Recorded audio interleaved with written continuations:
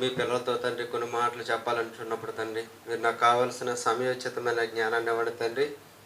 మీరే మీ పిల్లల తండ్రి అర్థం చేసుకునే మనసుని ఇవ్వండి తండ్రి. మా బ్రతుకులో ఇంకా ఏమైనా లోటుపాట్లు ఉంటే తండ్రి వాటిని సరి చేసుకుంటూ మీరున్న నిత్య రాజ్యంలోనికి ప్రవేశించడానికి ఇక్కడ ఉన్న ప్రతి ఒక్క బిడ్డకి తండ్రి దయచేయమని త్వరలో ఉన్న క్రీస్తు ప్రభుల వారి పేరు రెడీ వేడుకుంటున్నాను మా కన్న తండ్రి. ఆమేన్. ప్రభునామం బట్టి అందరికి వందనాలండి. ఏమండి, గత 3 రోజులుగా సిలువ ధ్యానాలు దాని గురించి మాట్లాడుకుంటూ సర్వేశ్వరరావు గారు ఏం చెప్పారండి, యేసుప్రభుల వారు ఆ ముందు రోజు చనిపోయిన సంఘటనలు వివరించారండి. యేసుప్రభుల వారు చనిపోయి ముందు రోజు జరిగిన సందర్భాలన్నింటినీ అక్కడి నుంచి తీసుకొని యేసుప్రభుల వారు సిలువలో బలి అయిన సందర్భం వరకు కూడా తీసుకొచ్చారండి. ఇకపోతే ఇప్పుడు మనం అసలు సిలువలోని యేసుప్రభుల వారే ఎందుకు చనిపోవాలి, భూమి మీద ఇంతమంది ప్రజలు ఉండగా యేసుప్రభుల వారే ఎందుకు చనిపోవాలి అనే విషయం మీద ఈరోజు మనం మాట్లాడుకుందామండి. హెబ్రీ పత్రిక 10:5 చొప్పున బలియు అర్పణ నీవు కోరలేదు, బలియు అర్పణ నీవు కోరలేదంటే దేవుడు బలిని అర్పణని కోరలేదండి.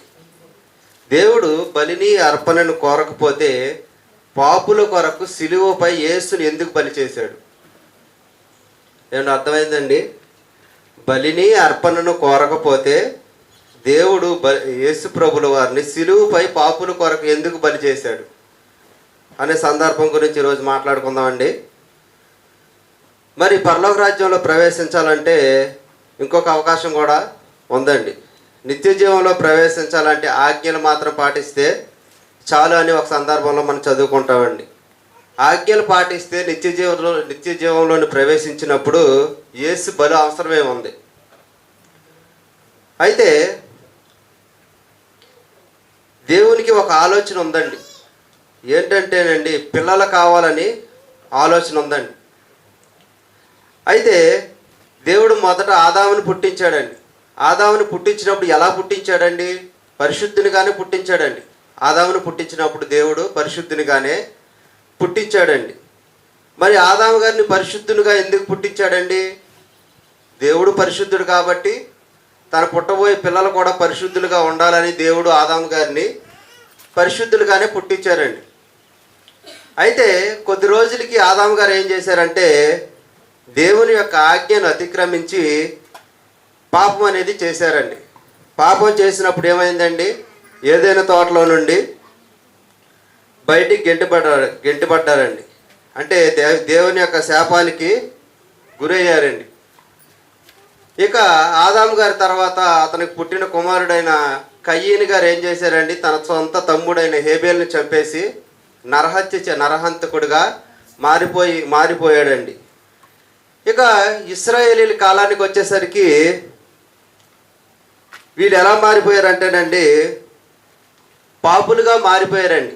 ఇశ్రాయేలీల కాలానికి వచ్చేసరికి పాపులుగా మారితే ఎక్కువ పాపం చేసేవారుగా మారిపోయారండి. ఆ సందర్భం మనందరికీ తెలుసండి. మోయాబీ స్త్రీలతో వ్యభిచారం చేసినప్పుడు ఒక్కరోజు దేవుడు 20,000 మందిని చంపేశాడండి అరణ్యంలోనండి.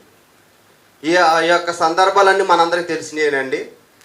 అయితే వీళ్ళు ఎలా ఉన్నారండి, దేవుడు పరిశుద్ధుడిగా ఉన్నాడు, తన పిల్లలు పరిశుద్ధులుగా ఉండాలని దేవుడు కోరుకుంటున్నాడు. కానీ వీళ్ళు ఎలా ఉన్నారంటే రోజు రోజుకి పాపులుగా మారిపోతూ ఉన్నారండి. పాపం చేసుకుంటూ వచ్చేస్తున్నారండి. కాబట్టి చిన్న ఎగ్జాంపుల్ చెప్తానండి. ఇప్పుడు మనం శుభ్రంగా స్నానం చేసామండి. స్నానం చేసి మంచి బట్టలు వేసుకున్నాం, వైట్ బట్టలు వేసుకున్నాం అనుకుందామండి. ఇప్పుడు మన పిల్లవాడు వచ్చాడండి, బురదలో మునిగి పిల్లవాడు వచ్చాడండి. అప్పుడు మనం ఎత్తుకుంటామండి. అదేంటండి, 9 నెలలు మోసి కన్నానండి. 9 నెలలు మోసి కన్నాం, మన పిల్లవాడే. మళ్ళీ పుట్టగా పుట్టాడండి, అది కూడా. మరి అంత ఆప్యాయత ఉన్న పిల్లోడిని బురదలో నుండి వచ్చాడని మనం ఎత్తుకోం కదండి. మరి పాపంలో ఉన్న మనల్ని దేవుడు తీసుకుంటాడండి. ఎందుకంటే మనం శుభ్రంగా స్నానం చేశాం కాబట్టి బురదలో ఉన్నవాడిని మనం ఎత్తుకోం. అదేవిధంగా దేవుడు కూడా పరిశుద్ధుడు కాబట్టి పాపంలో ఉన్నవాడిని తీసుకోవడానికి ఇష్టపడట్లేదండి. కాబట్టి పవిత్రులుగా మారాలండి. అయితే మొదట ఆదాము గారి మార్గం తెప్పారు, తర్వాత తన పిల్లల మార్గం తెప్పారు. అలా కాలం కాలం గడుస్తూ ఉంటే ఇశ్రాయేలీలు కూడా మార్గం తప్పడం అనేది జరిగిందండి. అయితే మరి దేవుడు పిల్లలు కాదండి, దేవుడు పోగొట్టుకోడు పిల్లల్ని. పోగొట్టుకోక ఏం చేశాడంటే దేవుడే ఒక మెట్టు కింద దిగొచ్చి ఏం చేస్తాడండి, జంతు బలిని ప్రవేశపెట్టాడండి, పాప పరిహారార్థ బలిగానండి. ఇక జంతువుల్ని పక్షుల్ని ఇలా బలివ్వమన్నాడండి. మీ పాపాలు పోవాలంటే జంతువుల్ని పక్షుల్ని బలివ్వమని కోరాడండి.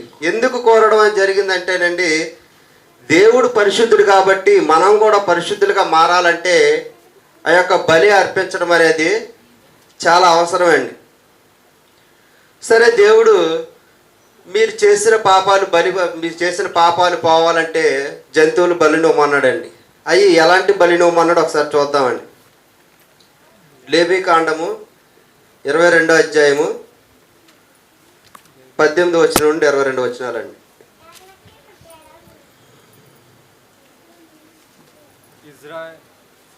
లేవీకాండం 22:18 నుంచి. ఇజ్రాయేలుల ఇంటి వారిలోనే గాని ఇజ్రాయేలులో నివసించు పరదేశులే గాని ఎవడు యెహోవాకు దహన బలిగా స్వేచ్ఛార్పణలైనను మొక్కుబడులైనను అర్పించునో వాడు అంగీకరింపబడినట్లు 19 వచ్చిన వాడు అంగీకరింపబడినట్లు గోవులలో నుండైనను గొర్రె మేకలలో నుండైనను దోషం లేని మగదానిని అర్పించవలను. ఎలాంటి వాటిని అర్పించాలండి?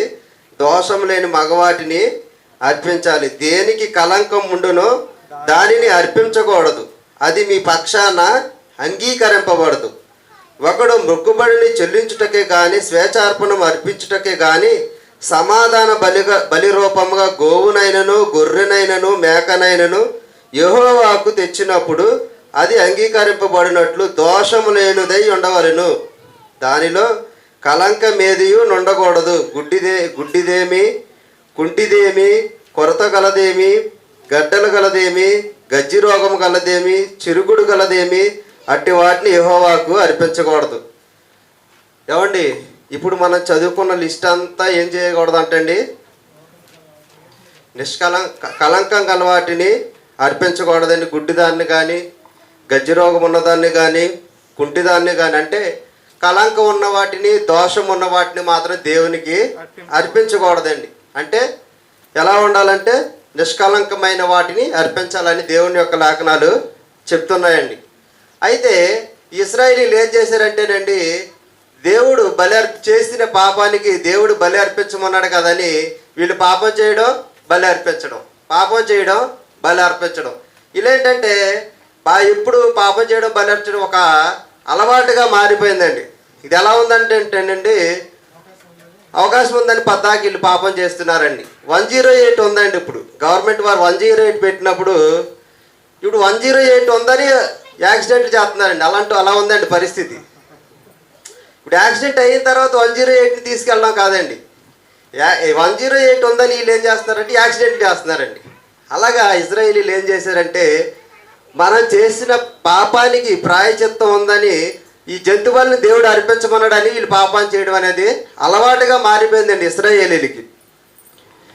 వీళ్ళు చేసిన పాపాలు ఎంత ఘోరమైనవి అంటేనండి, భూమి మీద ఉన్న అన్ని జంతువులు అర్పించినా సరే వీళ్ళు పాపాలు తీరమంటండి. అలా మారిపోయారు అంటండి చివరికి ఇశ్రాయేలీ. ఏమండి, ఎన్ని బలులు అర్పించినా సరే వీళ్ళు ఎలా మారిపోయారు అంటండి, పాపాలు పోనంతగా మారిపోయారు అంటండి. ఇలా మారిపోయిన వీళ్ళకి చెప్పాడండి దేవుడు. ఏం చెప్పాడండి? వీటిని అర్పించమని చెప్పాడు. వీటిని అర్పించమని చెప్పిన దేవుడే ఏం చెప్తున్నాడు అంటేనండి, 3వ వచనం అండి, హెబ్రీ పత్రిక 10వ అధ్యాయం 3వ వచనం అండి. మేకల రక్తాన్ని, ఎడ్ల రక్తాన్ని తీయడం వల్ల పాపం పోతుందని చెప్పాడు. కానీ వీళ్ళు ఏం చేశారంటే అంతకు మించి పాపాలు చేయడం మొదలు పెట్టారండి. అప్పుడు దేవుడు ఏం చెప్తున్నాడో ఒకసారి చూద్దామండి. ఆ బలులు అర్పించడం చేత ఏటేటా పాపములు జ్ఞాపకానికి వచ్చేస్తున్నాయి అంటండి. ఈ పాపాలు ఎక్కువైపోయి జ్ఞాపకానికి వచ్చేస్తున్నాయి అంటండి. ఏలయనగా ఎలా అనగా ఎడ్ల యొక్కయు ఎడ్ల యొక్కయు మేకల యొక్కయు మేకల యొక్కయు రక్తము రక్తము పాపములను తీసివేయుట అసాధ్యము. పాపములను తీసివేయట అసాధ్యం. అంటే ఫస్ట్ దేవుడు ఏం చెప్పాడండి? వీరి యొక్క పాపాలు పోవాలంటే బలి అర్పించమన్నాడు. కానీ బలి అర్పించినా సరే వీళ్ళ యొక్క పాపాలు ఏమవుతున్నాయి అంటండి? జ్ఞాపకానికి వచ్చినంతగా ఘోరమైన పాపాలు వీళ్ళు చేస్తున్నారండి. అయితే మనమందరం నశింపకుంటున్నట్లు ఒక మనుష్యుడు దానికి చనిపోవడం మంచిదని కయాపు అని ప్రధాన యాజకుడు అనుకుంటాడండి. ప్రవచింపినప్పుడు ఒక మనుషుడే చనిపోవాలి, మనం నశించకుండా ఉండాలంటే ఒక మనుషుడే చనిపోవాలి. అయితే భూమి మీద కొన్ని వేల కోట్ల మనుషులు ఉన్నారండి. మరి ఆ మనుష్యుడు ఎవరు? అయితే భక్తులు చూసుకుంటేనండి, అబ్రహాం గారు కానివ్వండి, మోషే గారు కానివ్వండి, దావీదు గారు కానివ్వండి, సొలొమోన్ గారు కానివ్వండి, ఈ భక్తులు ఎవరైనా సరే ఏం చేశారండి? ఏదో ఒక పాపం చేశారండి. ఏదో ఒక పాపం చేయడం వల్ల ఏమయ్యారండి? వీళ్ళు దేవునికి దూరం అయిపోయారు. అంటే దేవుడు ఏం చెప్తాడు రోమా పత్రికలో? నీతిమంతుడు లేడు, ఒక్కడును లేడు, అందరూ పాపం చేసి దేవుడు అనుగ్రహించి మహిమను పొందలేకున్నారు. అంటే చివరిలో ఒక మాట చెప్తారండి, అందరూ తోవ తప్పి పనికి మాలిన వారైరు అని ఉంటుందండి. అంటే వీళ్ళు ఎలా ఉన్నారంటేనండి, దేవుని దృష్టికి మనం ఎవరైతే దేవుని భక్తులు అనుకున్నా వాళ్ళు కూడా ఏం చేశారండి? త్రోవ తప్పారండి, దేవుని మార్గంలో తప్పిపోయారండి. దేవుని మార్గంలో తప్పిపోయినప్పుడు వీళ్ళు కూడా పాపుల్లాగే పరిగణలోనికి లెక్కింపబడతారండి. భూమి మీద పుట్టిన ప్రతి ఒక్కరు యేసు ప్రభువుల వారు తప్పితే అందరూ పాపం చేసిన వారే అని అంటే పాపం చేసిన వారని ఈ వాక్యం ప్రకారం చెప్పక తప్పదండి. మరి ఆ నీతిమంతుడు ఎవరని చూసుకుంటే చివరికి ఏం తేలిందంటేనండి, యేసు ప్రభువుల వారండి. ఆ నీతిమంతుడు ఎవరండి? యేసు ప్రభువుల వారండి. ఆయనలో ఏముంటుందో ఒకసారి చూద్దామండి. 1 కొరింథీ పత్రిక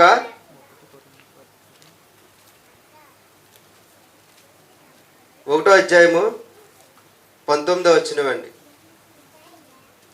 ఇందు విషయమై జ్ఞానుల జ్ఞానమును నాశనము చేతును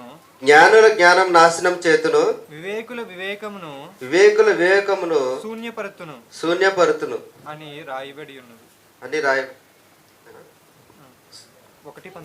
పేతురు 1వ అధ్యాయం 19వ వచనం. 1 పేతురు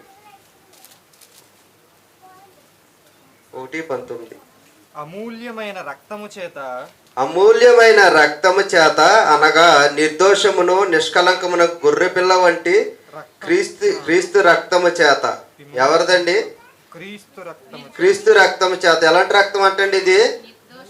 అమూల్యమైన రక్తం అండి, నిర్దోషమైన రక్తము, నిష్కలంకమైన రక్తం అండి, గొర్రెపిల్ల వంటి రక్తం అంటండి. ఈ లక్షణాలు భూమి మీద పుట్టిన వాళ్ళు ఎవరిలో కూడా ఉండదండి. నిర్దోషమైన రక్తం, నిర్దోషమగు నిష్కలంకము గొర్రెపిల్ల వంటి రక్తం ఎవరిలో ఉందండి? యేసుక్రీస్తులో ఉందండి. అయితే యేసుక్రీస్తు వారు ఎప్పుడు సిలువేయబడాలని దేవుడు కోరుకున్నాడండి? జగత్తు పునాది వేయబడక మునిపే. కింద వచ్చినది అక్కడే కింద ఉంటుందండి. ఆయన జగత్తు పునాది వేయబడక మునిపే ఆయన నియమించబడినండి. తాను నియమించబడిను, తన్ను మృతులలో నుండి లేపే తనకు మహిమనిచ్చే దేవుని ఎలా తన ద్వారా విశ్వాసులు. అంటే జగత్తు పునాది వేయబడక మునిపే యేసు ప్రభుల వారు సెలెక్ట్ అయిపోయారండి. దేనికండి? సిలువేయబడటానికండి. మరి యేసు ప్రభుల వారిలో ఉన్న లక్షణాలు ఏంటి? యేసు ప్రభుల వారే సిలువేయబడడానికి ఆయనలో ఉన్న క్వాలిఫికేషన్స్ ఏంటి? ఆయనలో ఉన్న ఎంపికైన లక్షణాలు ఏంటని మనం చూసుకున్నట్లయితేనండి, 1 పేతురు అక్కడేనండి 2వ అధ్యాయంలో అండి 22 నుంచి 24 వచనాలండి. ఆయన పాపము చేయలేదు. ఆయన ఏ పాపం చేయలేదండి. భూమి మీదకి వచ్చినప్పుడు ఆయన ఏ పాపము కూడా చేయలేదండి. ఆయన నోటను ఏ కపటమును కనబడలేదు. ఆయన నోటను ఏ కపటం కూడా కనబడలేదండి. పాపం చేయలేదు, ఆయన నోటను ఏ కపటమును కనబడలేదు. ఆయన దూషింపబడి ఆయన దూషింపబడి బదులు దూషింపలేదండి. ఏమండి, అక్కడ ఈ సిలువలో మనం చూసినప్పుడండి, నువ్వు యూదులు రాజువా అని దూషించారండి. అదేవిధంగా వీడు దేవాలయాన్ని పడగొట్టి 3 రోజుల్లో కట్టగలుగుతాడని అని యేసు ప్రభులు వారిని ఏం చేశారండి? అపహాసించారండి. అపహాసించినప్పుడు యేసు ప్రభులు వారు ఏం చెప్పాడండి? బదులు ఒక్కరిని కూడా దూషించలేదండి. యేసు ప్రభులు వారు ముఖం మీద ఉమ్మూసారండి, తుడుచుకున్నాడండి. అదేవిధంగా వీపు మీద అరచేతులతో కొట్టారండి. అరచేతులతో కొట్టి మళ్ళీ వాళ్ళు అనే మాటలు అలా ఉన్నాయండి, నిన్ను ఎవడు కొట్టాడో వాడిని చెప్పమని చెప్పారండి. కానీ యేసు ప్రభుల వారు ఒక్కరిని కూడా ఏం అనలేదండి, ఎదురు దూషించలేదండి. ఏం చేశాడండి? ఆయన శ్రమ పెట్టివాడు బెదిరింపక, అంటే ఆయన శ్రమలు అనుభవించాడండి. భూమి మీద ఎన్నో కష్టాలు నష్టాలు ఎన్నో బాధలు అనుభవించాడు, కానీ ఎవరిని కూడా అండి ఇబ్బంది పెట్టలేదండి, ఎవరిని కూడా బెదిరించలేదండి. అదేవిధంగా న్యాయముగా తీర్పు తీర్చి దేవునికి తను తాను అప్పగించుకున్నాడండి. దేవుడు న్యాయంగా తీర్పు తీర్చుతాడు కాబట్టి దేవునికి ఏం చేశాడండి? తను తాను అప్పగించుకున్నాడండి. కింద వచ్చి చూసుకున్నట్లయితేనండి, పాపుల విషయమై చనిపోయి నీతి విషయమై జీవించినట్లు ఆయన తానే తన శరీరమందు మన పాపములను మ్రాను మీద మోసుకొనెను. చూడండి, ఏమండి, నీతి విషయమై జీవించినట్లు ఆయన తానే తన శరీరమందు మన పాపములను మ్రాను మీద మోసినని ఉందండి. ఆయన పొందిన గాయముల చేత మనకు స్వస్థత కలుగును. ఏమండి, ఇటువంటి మంచి లక్షణాలు ఎవరిలో ఉన్నాయండి? యేసు ప్రభుల వారిలో ఉన్నాయండి. మరి ఈ క్వాలిఫికేషన్ మనలో ఎవరిలోనే ఉన్నాయంటేనండి, ఎవరిలోనూ కూడా లేవండి. ఆయన ఏ పాపం చేయలేదు. మనలో ఎవరైనా పాపం చేయని వారు ఉన్నారండి? ఎవరో లేదండి. ఆయన నోటను ఏ కపటమును లేదు.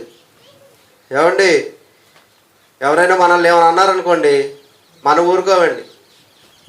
అంటే వాళ్ళు బుద్ధిహీనంగా మాట్లాడితే బుద్ధి చెప్పమన్నాడండి దేవుడు.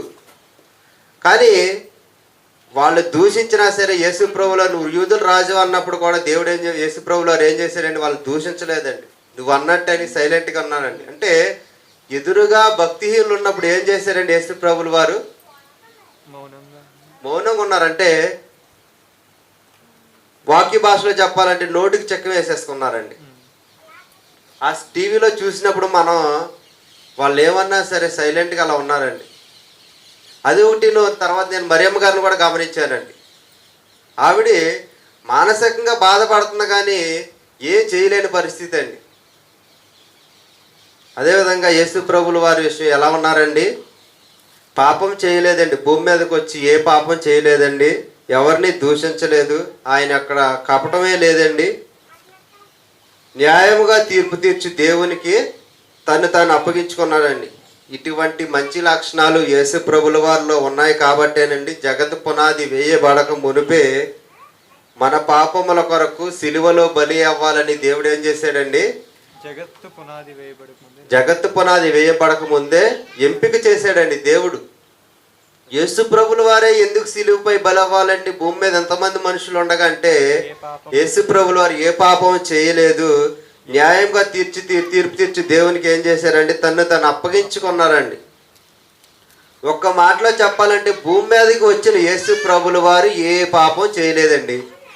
అందుకనే ఇటువంటి యేసు ప్రభుల వారు సిలువలో బలి అవడానికి ఉన్న క్వాలిఫికేషన్ అండి. మరి ఫస్ట్లో మనం చెప్పుకున్నామండి, బలియు అర్పణ నువ్వు కోరలేదు కదా అని మనం చెప్పుకున్నామండి. మరి అవి ఈ వేటి బలి కోరలేదు దేవుడు అంటే? జంతు బలి కోరలేదండి, పక్షి బలి దేవుడు కోరలేదండి. కానీ యేసు ప్రభుల వారు బలి కోరలేదు కాదండి. ఇక్కడ యేసు ప్రభుల వారు బలి కోరాడు దేవుడు, కానీ జంతు బలిని మాత్రం కోరలేదండి. యేసు ప్రభుల వారు బలి జరగకపోతే ఈ సమస్త మానవాళికి పాపం కొరకు రక్షణ అనేది రాదండి. మనం చేసిన పాపాలకు ప్రాయచిత్తం అనేది భూమి మీద జరగదండి. కాబట్టి యేసు ప్రభుల వారు బలి జరగాల అంటే జరగాలండి. అది తండ్రికి ఇష్టమైనదండి, ఇష్టమైన బలి అండి. యెషయా పత్రికలో, యెషయా గ్రంథంలో ఉంటుంది కదండి 53:10, అతన్ని నలగగొట్టుటకు యెహోవాకు ఇష్టమాయను. ఇది దేవుని యొక్క ప్రణాళిక అండి. దేవుని యొక్క ప్రణాళిక ఏంటంటేనండి, యెహోవా యొక్క ప్రణాళిక ఏంటంటేనండి, యేసు ప్రభువుల వారు నలగొట్టాలి, సిలివేయబడాలి, ఆయన చనిపోవాలి అని ఈ దేవుని యొక్క ప్రణాళిక అండి. అది కూడా దేవుని ప్రణాళిక చొప్పునే జరిగింది, కానీ ఎవరు ఆయన చంపలేదండి. తన్ను తానే అప్పగించుకున్నారు. యేసుప్రభుల వారిని ఎవరూ చంపలేరు. ఆ సందర్భానికి వస్తే యేసుప్రభుల వారు యెరూషలేములో అనేక మార్లు బోధించారండి. బోధించినప్పుడు ఒక్కరు కూడా యేసుప్రభుల వారిని చంపలేకపోయారండి. సిలువలో ఆ రోజు వాళ్ళు వచ్చినప్పుడు, బందిపోటు దొంగలు వచ్చినప్పుడు వచ్చేస్తే, నేను అనేక సార్లు యెరూషలేములో బోధించాను కదా, మీరు అప్పుడు నన్ను ఏం చేయలేకపోయారు, ఇది నా తండ్రి ప్రణాళిక కాబట్టి ఇలా జరగాలని ఉంది కాబట్టి జరుగుతుంది అన్నప్పుడు, అంటే ఇదేంటంటే దేవుని యొక్క ప్రణాళిక చొప్పునే జరుగుతుంది, కానీ యేసు ప్రభువుల వారిని ఎవరో చంపాలనుకోవడం కానీ అది జరగని పని అండి. కాబట్టి యేసు ప్రభువుల వారినే ఈ సిలువుపై ఎందుకు దేవుడు బలి చేశాడండి అంటే, ఆయన ఏ పాపం చేయలేదండి, ఎవరిని దూషించలేదండి, దేవునికి లోబడ్డాడండి. ఎన్ని చిత్రహింసలు పెట్టినా సరే ఆయన ఎదురు తిరిగి మాట్లాడలేదండి. ఈ విధంగా అంటే మనం నిత్య జీవానికి యేసు బలి ఎందుకంటే, తర్వాత యేసు ప్రభుల వారు తర్వాత ఇదండి ఇశ్రాయేలీయులకి తర్వాత మనకి మధ్యలో రావడం అనే తర్వాత స్టోరీ ఉంటుందండి. కానీ మనకు అది అవసరం లేదండి. మనకు కావాల్సింది ఏంటంటే సిలువుపై యేసే ఎందుకు బలి అవ్వాలి. కాబట్టి అక్కడి వరకు స్టోరీ చెప్పుకున్నాం కాబట్టి మనకి తర్వాత విషయాలు మనకి అవసరం లేదండి. ఎందుకు బలి అవ్వాలంటే, యేసు ప్రభుల వారు భూమి మీద ఉన్నవారిలో ఎవరూ పాపం చేయలేదు.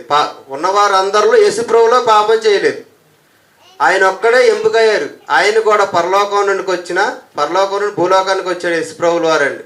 అది ఎందుకోసం అంటే, మనం చేసిన పాపాల కోసం బలి అవ్వడానికి వచ్చిన వారండి. కాబట్టి యేసు ప్రభుల వారు చనిపోయారు, 3వ దినాన మరలా లేచారు. అదే మనం ఎక్స్ట్రాగా చెప్పుకుంటున్నామండి. నా కొద్ది మాటల్లో ముగిస్తున్నానండి. ప్రియ పరలోకమందున మా కన్న తండ్రి, మీ పిల్లలకు కొన్ని మాటలు చెప్పాను దేవా. నిజంగా తండ్రి, ఇశ్రాయేలీల్లో పాపం పెరిగిపోయినప్పుడు తండ్రి మీరు జంతు బలిని ప్రవేశపెట్టారు తండ్రి. అయినప్పటికీ కూడా తండ్రి వారి పాపం ఏమాత్రం కూడా తగ్గలేదు తండ్రి. వారి యొక్క పాపాలు పోవాలంటే తండ్రి మీ యొక్క ప్రియ కుమారుడైన యేసు ప్రభుల వారిని తండ్రి సిలువుపై మా కొరకు బలిగా అర్పించారు తండ్రి. అయ్యా, ఎందుకు యేసు ప్రభుల వారిని బలిగా అర్పించారంటే తండ్రి, ఆయన ఏ పాపం చేయలేదు తండ్రి. తీర్పు తీర్చే మీకు తండ్రి న్యాయంగా తండ్రి తను అప్పగించుకున్నారు తండ్రి దేవా. ఆయనలో ఎటువంటి కపటం లేకుండా తండ్రి ఆయన భూమి మీద జీవించి అనేక శ్రమలు ఈ భూలోకంలో పడ్డారు కాబట్టి తండ్రి అందుకు మీరు ఎంపిక చేసుకున్నారు దేవా. ప్రభు, నిజంగా తండ్రి మా కొరకు సిలువలో చనిపోయిన యేసు ప్రభుల వారు తండ్రి ఆ యొక్క కార్యక్రమాన్ని మీకు గుర్తెరుగు తండ్రి, మీకు తండ్రి యథార్థతగా బ్రతికేవారుగా ఉండడానికి మీ కృప సహాయం దయచేయమని తండ్రి త్వరలో క్రీస్తు ప్రభుల వారి పేరట అడిగేడుకుంటున్నాను మా కన్న తండ్రి.